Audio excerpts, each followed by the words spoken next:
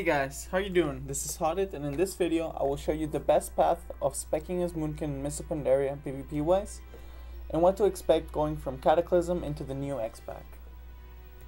If you check my description box, you will see a hub that a bunch of YouTubers are participating in that basically allows you to check every spec and class for the new expansion.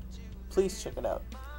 Well, let's start this video by explaining you guys what the new talent tree consists of and what I would pick for a PvP environment, whether it's for duels, rated battlegrounds, arenas, or even world PvP. Wild Charge looks like an amazing talent, but you definitely need to watch out what form you are because it does different things in each of them. The ones that you should be really watching for are when you're in Moonkin form, when you're in travel form, or when you're in normal form. In travel form, it lets you leap 20 yards forward.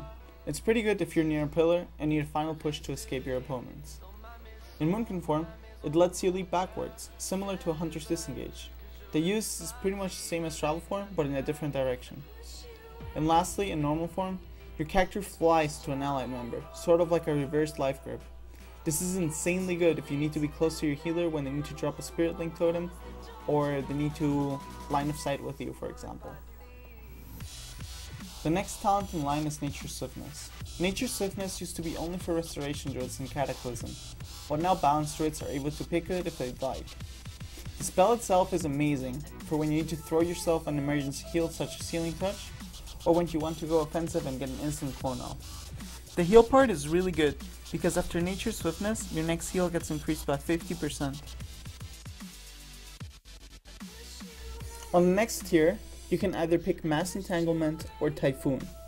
We all know what Typhoon does, so I'll explain the Mass Entanglement a little closer. It's basically a ranged single target roots that is instant and roots everybody within that rooted target on a 10 to 15 yards radius, I believe. It's a really good spell, and I would pick that on maps that don't have a Z-axis, such as Ring of Valor, Nagrand Arena, and also the new Tolver Arena, which is very similar to Nagrand Arena. If you can still respec in the middle of the preparation room and see that it's either Blade's Edge or Dallin Arena, I would have a second spec ready with Typhoon instead of Mass Entanglement. On the next line, Incarnation is an amazing damage boosting talent, and it works only while you're in an eclipse. It increases your damage by 25%, and it's a pretty nice little finishing power that you get to finish your opponents. Besides, who doesn't love that giant Moonkin form? Come on. Now here comes my favorite ability. If you checked my Moonkin duel versus Monk video, I abused this ability to the max. It's called Ursul's Vortex, and it's just too amazing. It's like a green tornado that pulls every enemy that is close to it inside, and it slows them by 50%. Also, the first enemy that gets out of the vortex gets pulled back in. I can see this really overpowered in arenas with Rogue Smoke Bomb. Blizzard did a couple of changes that I think are for the better for Moonkins. They removed Insect Swarm as a damaging tool, and currently it just increases your damage done to the target by 1%. Most of our damage will be casted, and our only dot will be Moonfire or Sunfire. The only curious thing that I saw was that Sunfire doesn't remove Moonfire anymore, so make sure to refresh Moonfire just or before you enter Solar Eclipse, and when you're about to enter Lunar Eclipse, remember to refresh Sunfire just to give you a little extra damage boost. Another thing that Blizzard added is an arcane version of Hurricane. To boost Moonkin's AoE damage for PvE, I'm guessing, Blizzard added a spell called Astral Storm. It gets triggered when you reach Lunar Eclipse.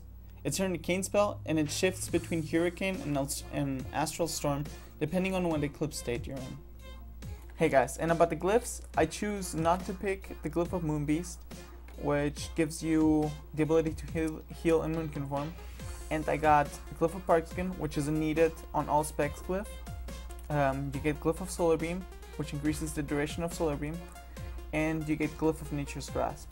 If you ever want to add something that you'd like more than these, you should swap out the glyph of Solar Beam, because 30-second cooldown, reduced cooldown on Nature's Grasp, and Barkskin are completely needed, and you shouldn't change them. Hey guys, thank you very much for watching my video. Please check out that hub that Wild Hops is doing. It's really amazing. It has every talent and every class in it, so if you need anything, just check that out. And also subscribe to my channel if you like my video. I also read every single comment that is put on my videos, so if you have any suggestions or just words of encouragement, please leave them there and I'll gladly check them out and reply to them. See you later, guys.